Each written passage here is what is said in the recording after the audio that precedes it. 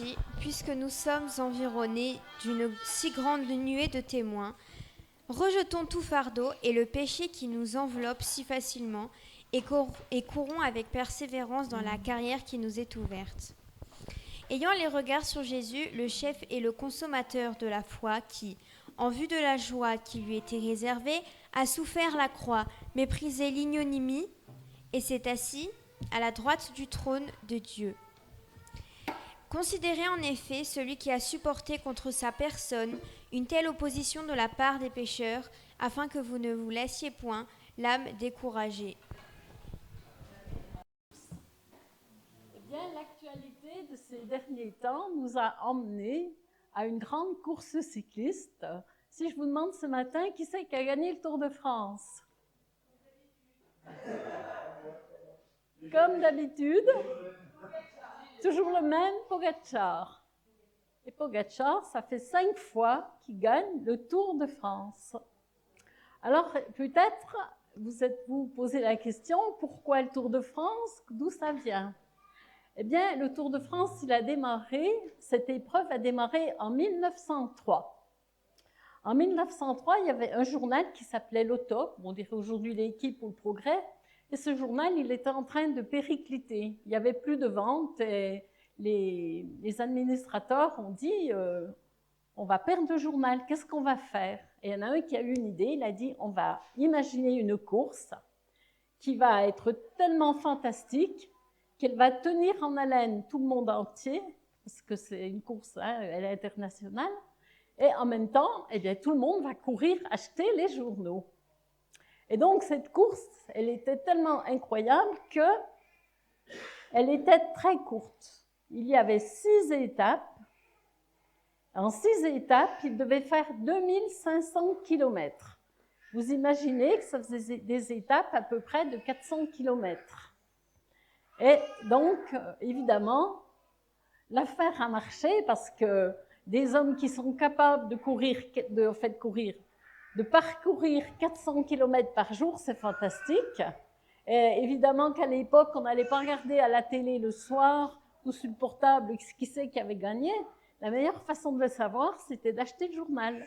Et le journal est reparti et tout le monde a été content. Et cette course, elle a été tellement fantastique, eh bien que vous voyez qu'aujourd'hui encore, elle continue. Aujourd'hui, elle est différente. Elle fait 21 étapes pour 3350 km. Et comme vous le savez, elle est suivie par le monde entier. Cette course, elle est formée d'étapes. Il y a des gagnants par étape, mais il y a un gagnant qui, lui, remporte tout. Et c'est notre Pogačar qui gagne pour la 5e fois le Tour de France. Pour ma part, je suis allée le voir parce que j'avais Oana qui était en vacances. Et le dimanche matin, j'ai dit, viens, on va aller voir avec Esther, la famille, on allait voir. Et c'est vrai qu'on a vu vraiment des choses incroyables. Je parle comment ça s'appelle, la publicitaire, la caravane, en même temps qui était magnifique, avec toutes ces voitures, tous ces camions, et de se dire, quel argent est-ce qu'on a dépensé là? Et tout ça pour un seul vainqueur. Alors, aujourd'hui, on va revenir quand même à notre texte d'Hébreux. Et donc, dans le texte qui a été lu, eh bien, il y a une phrase qui nous dit « Courons avec persévérance ». Alors, on va un petit peu voir ça ce matin. Si je vous dis « Est-ce que vous avez envie de courir ce matin ?» Est-ce qu'on est en forme? Ah, je vois Armel qui dit « Oh là là, moi j'ai mal aux pieds ». J'entends Babette sur le Zoom qui dit « Avec mon genou, là, pas question de courir. Je peux juste aller du fauteuil au lit, du lit au fauteuil, pas question de courir. » Je vois Blandine qui dit « Par cette chaleur, je suis fatiguée. » Et puis, je crois que Colette, elle a l'épaule, le genou, enfin bref. Donc, on voit qu'on est tous pas en forme pour partir ce matin. On a tous des bonnes excuses. On a des problèmes de santé, on n'a pas de basket, on est trop jeune, on est trop vieux, on n'a pas le temps, on est trop maigre, on est trop lourd, c'est le sabbat, pas envie. Et pourtant, le texte nous dit ce matin, courons avec persévérance. Courons. Remarquez quand même que Paul, il s'implique. Il ne dit pas « courez, vous ». Vous savez, quand on était à l'école, on faisait de la gym.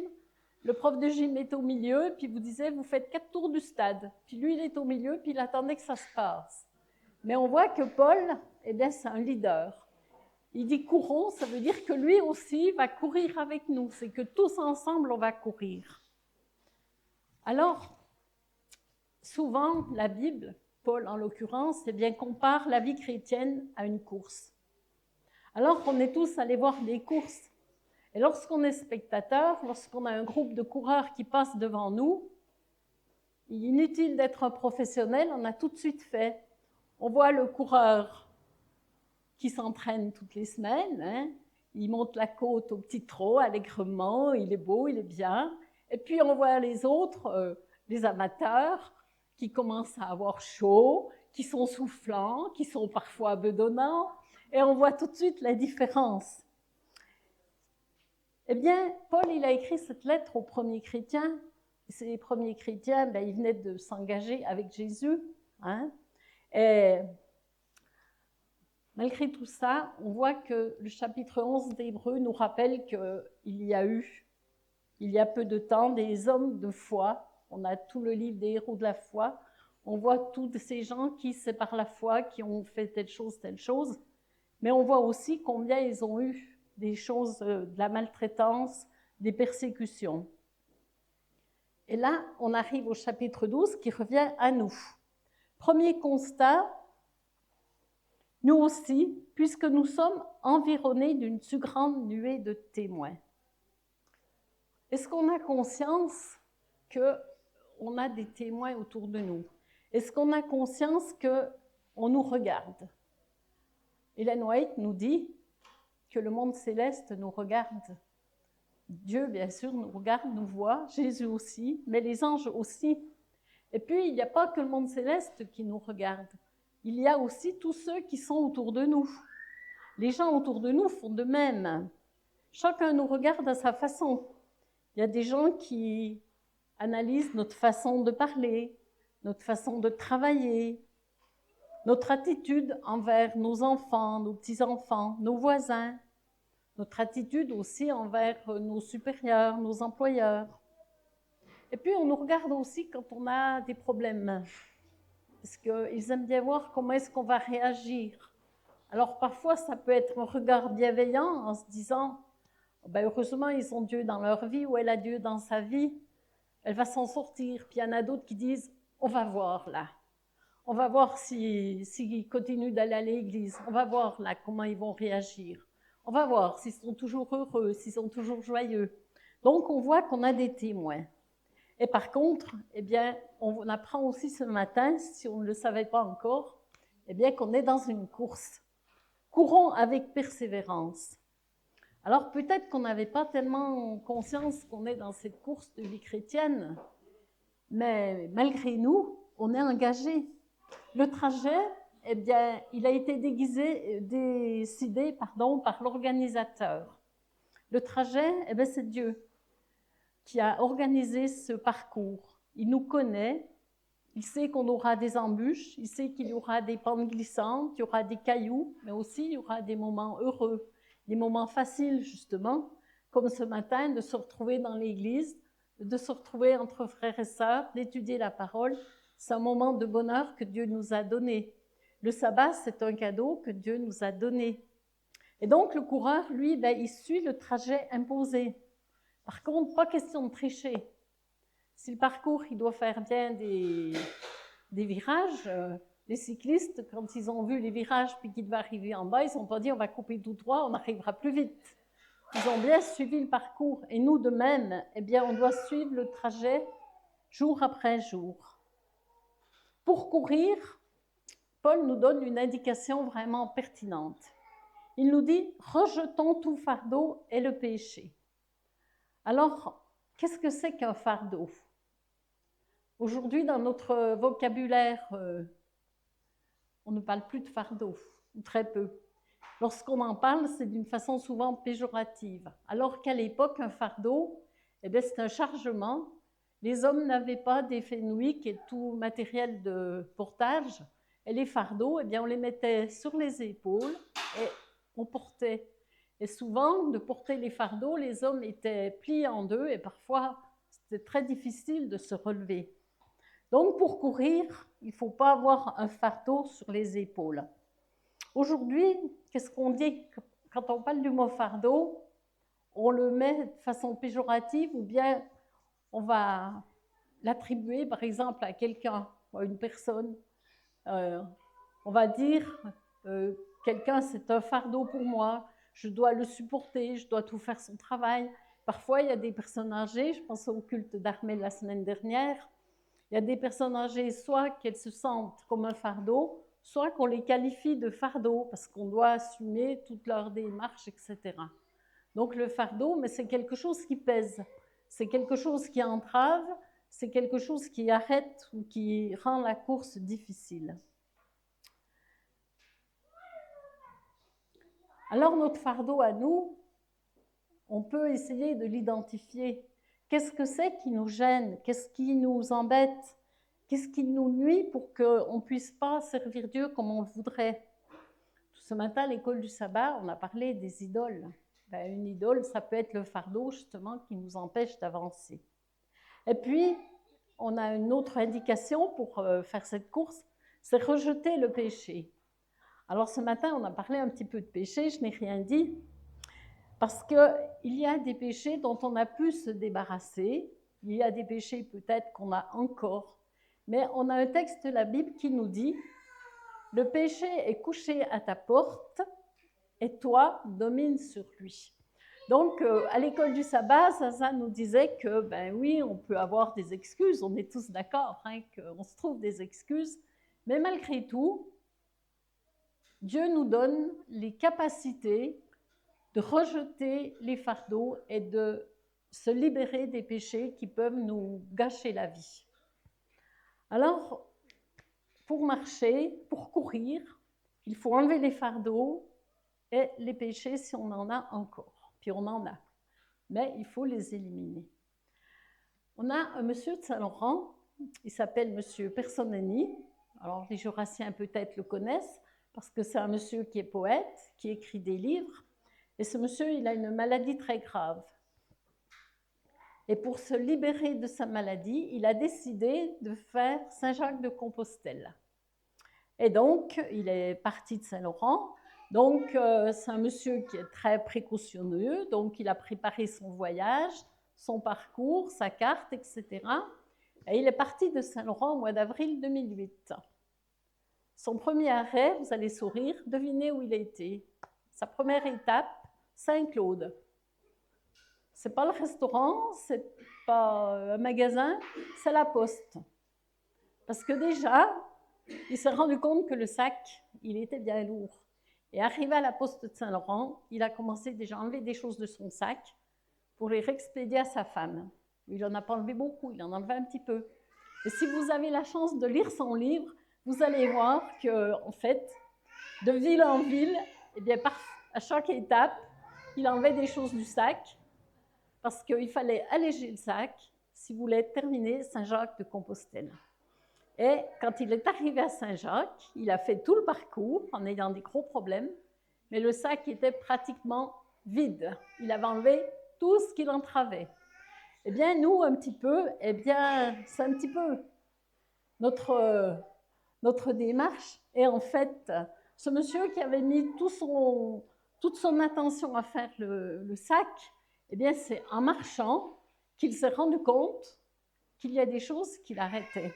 Eh bien, on peut faire le parallèle, nous, avec notre vie chrétienne. À la maison, ce n'était pas facile de voir ce qui allait le gêner. Mais petit à petit, il s'est rendu compte. Eh bien, nous, c'est un petit peu pareil. Dans notre vie chrétienne, si on s'engage à courir avec Jésus, eh bien, on va voir au fil du temps qu'il y a des incompatibilités.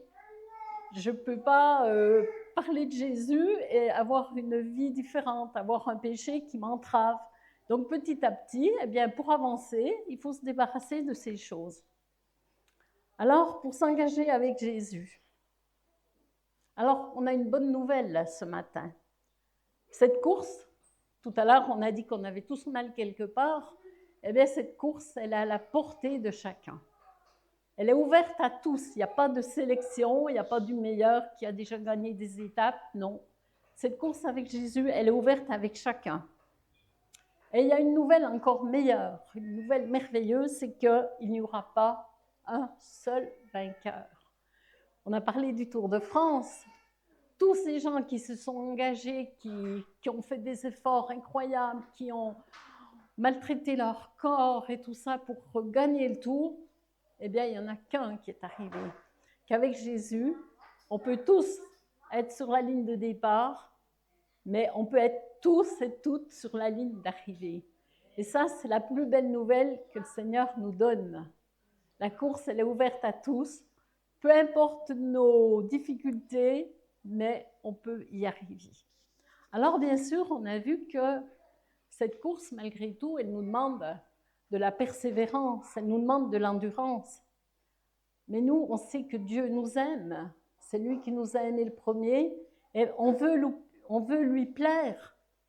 Et parce qu'il nous aime tellement qu'il nous a donné son Fils qui est mort sur la croix pour nous, pour que justement cette course, on la fasse, mais pour qu'on arrive au bout. Alors, Jésus nous donne un consolateur, le Saint-Esprit. Et ce Saint-Esprit, il est là pour nous guider chaque jour. Alors, je vous rappelle du Tour de France, les coureurs, ils sont motivés. Tout autour du parcours, on a des gens qui applaudissent. Je ne sais pas si vous avez vu à la télé ou n'importe, mais il y a un monde fou qui est là. Et ces coureurs sont motivés par les applaudissements. Eh bien, nous aussi, on est motivés. Déjà, on a ces témoins qui sont autour de nous, qui nous regardent. Et les témoins qui nous regardent, eh bien, ils nous motivent. Parce qu'on se dit, finalement, des fois même, on pourrait avoir des péchés qui nous tenteraient. Mais on se dit, non, je ne peux pas faire une telle chose. Je pense avec l'histoire avec Potiphar, comment est-ce que je ferais une telle chose à mon Dieu? Eh bien, nous, c'est pareil. Les témoins sont là, et puis on se dit non, on ne peut pas faire une telle chose. Et on se rend compte que dans la Bible, les hommes aussi ont eu des difficultés. On pense à Abraham.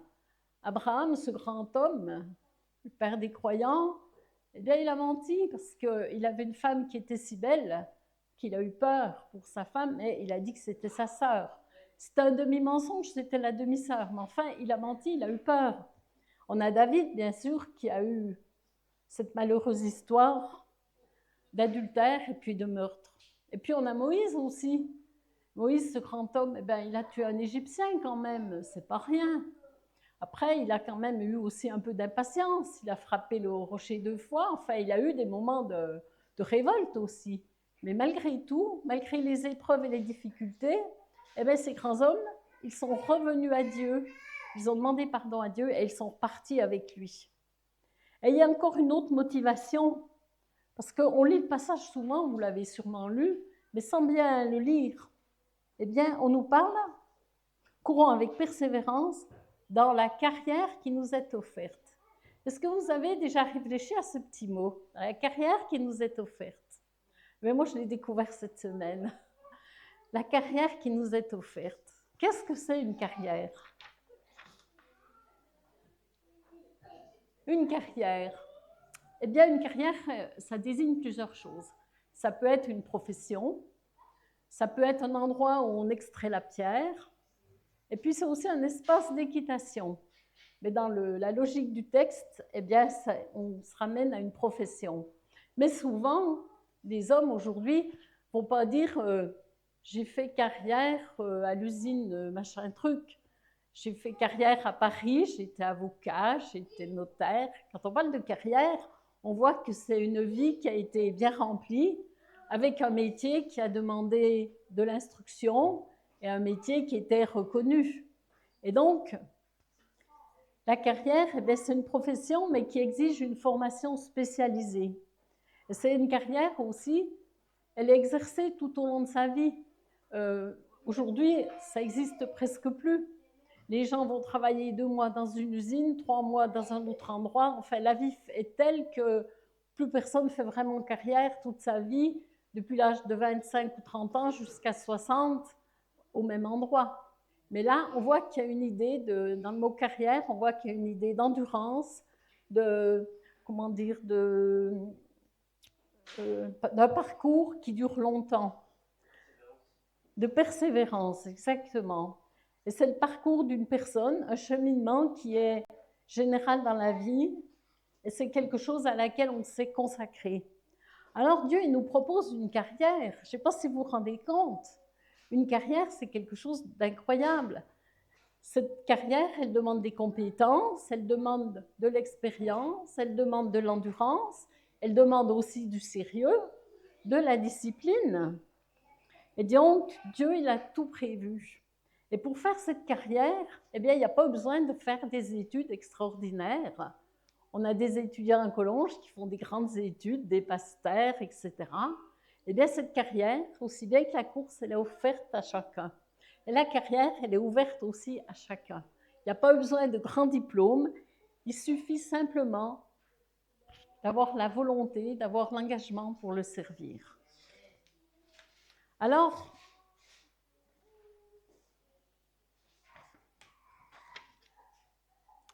ce matin, est-ce qu'on a envie de... Est-ce qu'on est parti dans la course? Est-ce qu'on a envie de la reprendre? Est-ce qu'on a envie de s'engager? Eh bien,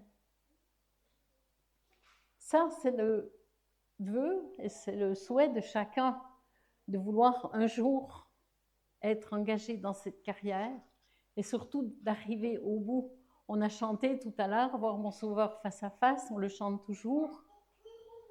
Et puis on a chanté aussi, Jésus, je te suivrai partout, dans les bons, les mauvais jours. Je ne sais pas si quand vous chantez un cantique, vous pensez aux paroles qu'on dit. On a tous chanté, Jésus, je te suivrai partout. Et donc, ce chant, c'est notre engagement aussi. Et donc, pour faire cette course, eh bien, tout simplement, il ne faut pas se laisser arrêter, séduire par les choses du monde, par les gens du monde. Et Jean 10, 28 nous dit que personne ne peut nous arracher de la main de Jésus. Personne. Donc, il faut s'emparer de ça aussi. Jésus, il est venu.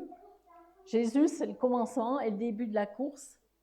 Il nous a promis de garder notre départ et notre arrivée. Alors, on peut être fier de ce poste qu'il nous offre, de cette carrière qu'il nous donne, d'être des chrétiens authentiques, d'être des témoins vivants, de partager sa parole en mettant à son service eh bien, toutes nos compétences, tous nos dons. Et on sait aussi que si on a des moments difficiles, il nous donnera les dons, les qualités pour les passer. Alors ce matin, je vous propose qu'on court tous de toutes nos forces, avec toute l'énergie que Dieu nous promet, et qu'on garde surtout les yeux fixés sur Jésus. Dans le texte, on nous parle des yeux fixés sur Jésus. Et on se rend compte qu'avoir les yeux fixés sur Jésus, c'est être capable de grandes choses. On pense toujours à Pierre. Jésus marche sur l'eau, Pierre lui dit, moi je veux faire comme toi, eh bien viens. Et voilà Pierre qui marche sur l'eau. Vous imaginez un petit peu? Vous vous imaginez au milieu du lac de l'Abbaye, en marchant devant quelqu'un, là, et d'un seul coup, oh, il y a au moins 30 mètres en dessous de moi, je regarde par terre, je coule. Donc, avoir les yeux fixés sur Jésus, eh bien, ce n'est pas le quitter des yeux, et c'est ainsi qu'on rejettera les fardeaux, qu'on rejettera les péchés, et qu'on arrivera à la fin de notre course, et qu'on aura la couronne de vie. Eh bien, bonne course à chacun.